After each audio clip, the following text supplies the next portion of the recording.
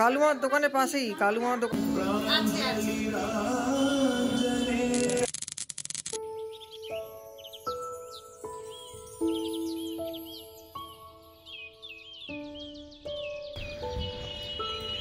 Hello everyone, good afternoon. কেমন আছো তোমরা? আশা করি ভালো আছো। আমিও বেশ ভালো আছি। তো আমি পল্লবী তোমাদের সামনে নিয়ে চলে এসেছি আমার নতুন ব্লগ। সেটা হচ্ছে আজকে হচ্ছে আমাদের বাড়িতে হনুমানজির পুজো, মানে আমার শ্বশুর বাড়িতে যে হনুমানজির পুজো। তো হনুমানজির পুজোটা না একটু বড় করে হয়, কিন্তু এবছর কি হয়েছে, অত লোকজন ডেকে বড় করে হচ্ছে না, কিন্তু ছোট করে হচ্ছে, কিন্তু পুজোটা হচ্ছে।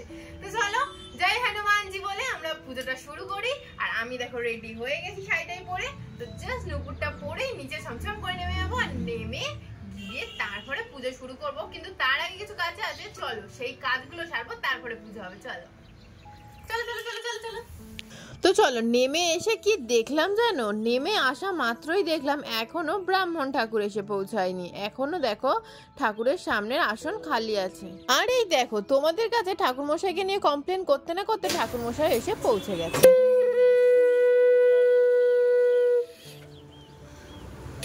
আর ঠাকুরমশাই তো প্রথমে ক্যামেরা দেখে ঘাবড়ে গেছে, ওই জন্য দেখো আমাকে নারায়ণ বার করে দেখাচ্ছে। তো আমিও দেখলাম, তো নারায়ণ তো মেয়েরা হাত দিতে পারে না, তো উনি এখন গিয়ে নারায়ণকে রাখবে হচ্ছে আমাদের হনুমানজির সামনে। প্রথমে নারায়ণকে রাখবে, তারপরে শুরু হবে পুজো। কিন্তু সবার আগেই জানো, সব পুজোর আগেই কোন পুজো করতে হয়? নারায়ণ পুজো করতে হয়। তো আগে চলো নারায়ণ পুজো হবে, কিন্তু তার আগে ঠাকুরের গলায় দেখেছো একটা মালা নেই। তো আমাদের হনুমানজির পছন্দের ফুল কি বলো তো? জবা। তোমরা কি জানো? না জানলে জেনে নাও। এবার থেকে তোমাদের বাড়িতে হনুমানজি থাকলে তাকে কিন্তু জবার মালাই দিও। আর ওনার আর একটা জিনিস পছন্দ, সেটা হচ্ছে তুলসী। আর সেটা আমার বরবর পরিয়ে দিচ্ছে, তুলসীর মালা। আর যেই ওদের মালা পরানো হয়ে গেল, তারপরেই ঠাকুরমশাই ঢুকতে পারলো। তো ঠাকুরমশাই ঢুকে এবার প্রথমে করবে কি বলো তো? কি জানো? নারায়ণ পুজো। কিন্তু তার আগে ঠাকুরকে বস্ত্র তো দিতে হবে। তো এই হলো বস্ত্র। আর বস্ত্রের রংটা দেখেছো? অরেঞ্জ। কেন বলো তো? তোমরা ভালো করেই জানো আমাদের রাম ঠাকুর মানে রামজির কিন্তু অরেঞ্জ পছন্দ। আর সেখানে হনুমান হচ্ছে তার চেলা, তার মানে তো তার অরেঞ্জই পছন্দ হবে। তো চলো প্রথমে তো হনুমানজিকে বস্ত্র দিয়ে দেওয়া হলো। এইবারে শুরু হবে কি বলো তো? ঠাকুরকে স্নান, মানে হনুমানজিকে স্নান নয়, কিন্তু এইবারে স্নান করাবে হচ্ছে আমাদের নারায়ণকে। কারণ সব পুজোর আগেই নারায়ণ পুজো। আর নারায়ণটা হচ্ছে স্নান করাবে হচ্ছে আমার বরবর আমার দেওর, দুজন মিলে ওরা হচ্ছে সংকল্প করবে। আর সংকল্প মানেই আই থিঙ্ক হচ্ছে নারায়ণকে স্নান করিয়ে পুজো করানো। আমি অতটা জানি না, যতটা দেখলাম আমি তোমাদের ততটাই বললাম। আর শুধু দেখলাম না, তোমাদেরকে দেখাবো। তো প্রথমে দেখো আগে ঠাকুরমশাই ঘট বসিয়ে নিচ্ছে। আর দেখো দেখতে পাচ্ছ একটা বাটির মধ্যে সাদা কিছু, হ্যাঁ, আর এই যে কালো মতো পাথর দেখতে পাচ্ছ, ওই নিয়ে কিন্তু আমাদের নারায়ণ। এই নারায়ণকে স্নান করতে দেওয়া হয়েছে। তো ওই স্নান করিয়ে তুলবে হচ্ছে আমার দেওর আর বর। তো প্রথমে দেখো ঘরটাকে সাজিয়ে নিচ্ছে ব্রাহ্মণ ঠাকুর, তারপরেই হবে পুজো। ঘট সাজানো হতে না হতেই আমার বরবর আর দেওর এসে গেল পুজোতে বসতে। তো আমার বরবর তো হুমড়ি খেয়ে পড়ে যাচ্ছে, দেখছো ছোট জায়গার জন্য বসে উঠতে পারছে না। তো এখানে তারপরে দেখে এইবারে শুরু হলো হচ্ছে সংকল্প। তো সংকল্পের প্রথমেই দেখলাম সংকল্প মানে হচ্ছে নারায়ণকে স্নান করানো, আমি যতদূর বুঝেছি। তোমরা কে কি জানো আমাকে একটু কমেন্টস করে জানিও তো। আমার কাছে তো মনে হলো সংকল্প মানে হচ্ছে নারায়ণ পুজো করা। তো প্রথমে দেখো ওরা গঙ্গা জল দিয়ে হাত ধুয়ে নিচ্ছে, তারপরে ফুল দিয়ে হচ্ছে নারায়ণকে পুজো করবে। পুজো করার পর তারপরে দেখলাম কি নারায়ণকে ভালো করে স্নান করিয়ে এই দেখো পান পাতার মধ্যে তোলা হলো।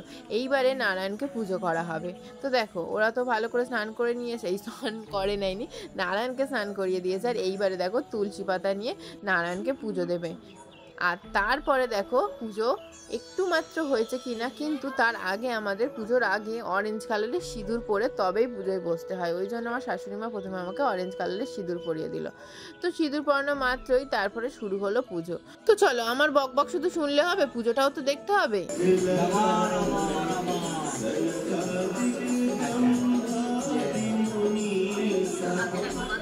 পুজোতে বসতে না বসতে ব্রাহ্মণ ঠাকুর হক চকিয়ে গেল কেন? আসলে আমাদের হনুমানজির একটা উপহার আছে। হনুমানজির আজকে জন্মদিন বলে কথা না, মানে খুলে খুলে। হ্যাঁ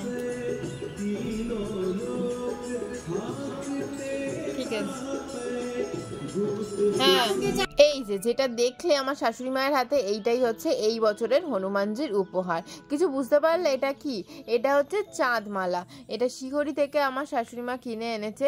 সুন্দর দেখতে, ভীষণই সুন্দর দেখতে। এরকম চাঁদমালা আমি তো জীবনে প্রথমবার দেখলাম। তো ব্রাহ্মণ ঠাকুর ওটাই চাইছিল আর হক চকিয়ে গেছিল। তো ব্রাহ্মণ ঠাকুরের এত ভালো লেগেছে, হাসিটা দেখেছো তো। তারপরে দেখো এইবারে শুরু হলো ডালা সাজানো। এইটাকেও কি বলে এক্স্যাক্টলি আমি জানি না। এই যে চাল, তারপরে চাল কলা মেখে ছোট ছোট করে দিয়ে তার মধ্যে আবার বাতাসা দেয়। এটাকে কি একটা বলে, আপাতত ভুলে গেছে। আমি একটু একটু জানি তো আপাতত ভুলে গেছি। তো তারপরে চলো এইবারে হচ্ছে কি শুরু হবে যজ্ঞ। তো তার জন্য দেখেছো বালি দেওয়া হয়ে গেছে। যজ্ঞ মানে কি হোম। আর কিন্তু হোমের পরে আরেকটা জিনিস হবে, সেটা কি বলো তো? ঠাকুরকে ভোগ দিতে হবে। তো ভাবছো এতক্ষণ পুজো হচ্ছে, ঠাকুরকে কি ভোগ দেওয়া হলো না কেন? আসলে যজ্ঞ মানে কি হোম না হওয়া পর্যন্ত ঠাকুরকে নাকি ভোগ দেওয়া যায় না। তাই প্রথম হোমটা শুরু হয়েছে মানে কি শেষের পথে। তারপরেই আমার শাশুড়ি মা শুরু করলো হচ্ছে কি লুচি ভাজা। কারণ আমরা ভেবেছিলাম ঠাকুরকে, যেহেতু আমরা দেখো সবসময় কি করি, গরম গরম লুচি খাওয়ার চেষ্টা করি। তো আমরাও ভাবলাম যে ঠাকুরকেও আমরা একটু গরম গরম লুচি খাওয়াবো। তার জন্যই দেখো যজ্ঞটা হচ্ছে, তার মধ্যেই আমার শাশুড়ি মা ফুলকো ফুলকো গরম গরম লুচি খাচ্ছে। এই দেখো কি সুন্দর ফুলকো ফুলকো। কিন্তু লুচির সাইজগুলো ভাবছে এত ছোট কেন? অ্যাকচুয়ালি প্রসাদের জন্য তৈরি করা হয়েছে, যাতে সবাইকে একটা করে ছোট ছোট লুচি দেওয়া যায়। তো দেখো ওই জন্যই কিন্তু ছোট ছোট করে লুচি করা হয়েছে। আর লেচিগুলো দেখেছো একদম গুড। ভাজবে, ভাজো কেন?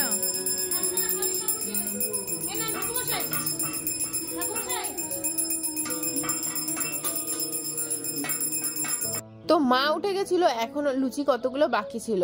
তো ওখানে আমার দেওর বসেছিল, আমি ভাবলাম মানে ও ভাজবে। তাই যখন বললাম ভাজার কথা, সে কি লজ্জা। তো ও তো লজ্জার চোটে পালিয়ে গেল। ও মনে হয় ভেবেছে এটা শুধু মেয়েদেরই কাজ, কে বলেছে এটা কিন্তু ছেলেরাও করতে পারে। তাই জন্য ও লজ্জার চোটে পালিয়ে গেল। আর আমি দেখো বসে গেলাম হচ্ছে লুচি ভাজতে। তো চলো, আমার লুচি কিন্তু সেরমভাবে ফুলছে না। আসলে আমি ঠান্ডা তেলেই ছেড়ে দিয়েছি, তাই জন্য দেখো ফুলেছে ফুলেছে ফুলেছে, একটু একটু ফুলেছে।